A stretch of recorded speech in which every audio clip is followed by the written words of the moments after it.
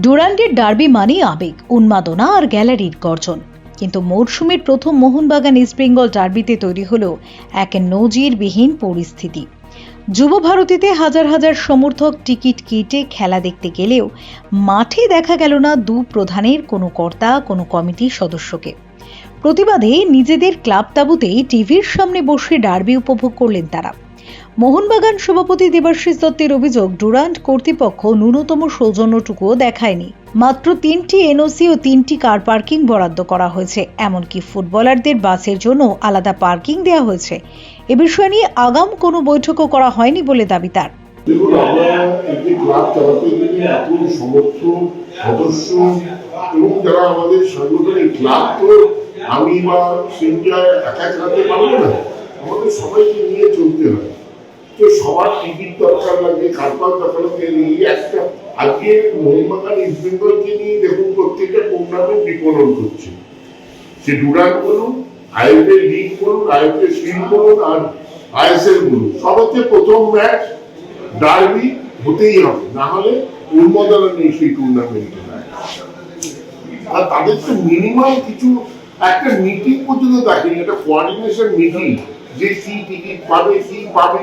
3টে IOC car park দিয়েছে, বাসের পর্যন্ত কার পার্কিং নেই, যে বাসে করে টিম যাবে। এবং মোহনবাগান আজকে আমরা যাইনি, ইস্টবেঙ্গলেরও কর্মকর্তারা যায়নি, কারণ একটা মানুষের বোঝা। দেখুন, আজকে আমার সমর্থকরা আগে, তারপর সদস্যরা, তারপরে যারা কাজ করে তাদেরকে আমাকে টিকিট দিতে হবে। সেই জন্য কিছু জায়গায় আমাদের মনে হয়েছে যে আমাদের স্যাক্রিফাইস করা দরকার, এবং বেশিরভাগ কমিটি মেম্বারই যায়নি, এবং আমাদের অনেক সাব কমিটি মেম্বার এবং যারা রেগুলারই ক্লাব করেন তারা অনেকেই যাননি। তারা আমরা মাঠে এসেছি, কারণ এই খেলা তো না দেখে থাকতে পারবো না।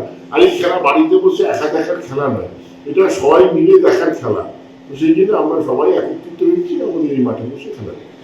এই যে সিদ্ধান্ত আপনারা নিলেন, ডুরান্ড কমিটির কাছে কি বার্তা দিতে চাইছেন? ডুরান্ডের দেখুন, আমাদের সমস্যা হচ্ছে যে আমাদের মাঠটা আর্মির আন্ডারে, তার জন্য তারা অনেক সুবিধা নেয়। এই যে আমরা আজকে এই টুর্নামেন্টটা খেলি, আমাদের কিন্তু একটা পয়সা দেয় না। আমাদের কোনো বাইরের টিম এলে যে তাদের থাকা, খাওয়া, ফ্লাইটের টিকিট, কিন্তু আমাদের ক্ষেত্রে তো কোনো খরচা নেই, 1 টাকাও খরচা নেই। মিনিমাম সম্মানটুকু তো প্রাপ্য, সেই সম্মানটাও আমাদেরকে দেওয়া হয় না।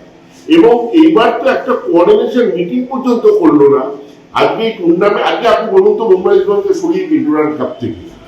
বহু ক্লাব সদস্য, অফিসিয়াল ও আমন্ত্রিত অতিথিকে টিকিট দিতে না পারায় তাদের বাদ দিয়ে নিজেরা মাঠে যাওয়াকে মানবিক বলে মনে করেননি মোহনবাগান কর্তারা।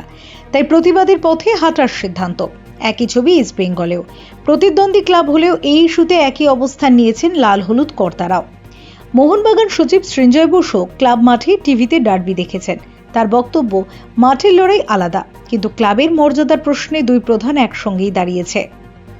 আজকে যাইনি খেলা দেখতে, কারণ একই জিনিস, 3টে আইওসি আর 3টে সুভাষ সরোবর কার পার্ক দেওয়া হয়েছে অফিসিয়ালি। সো প্লেয়ারদেরই জন্য 3টে লেগে যায়, তাহলে আর বাকি রেখে সেটা।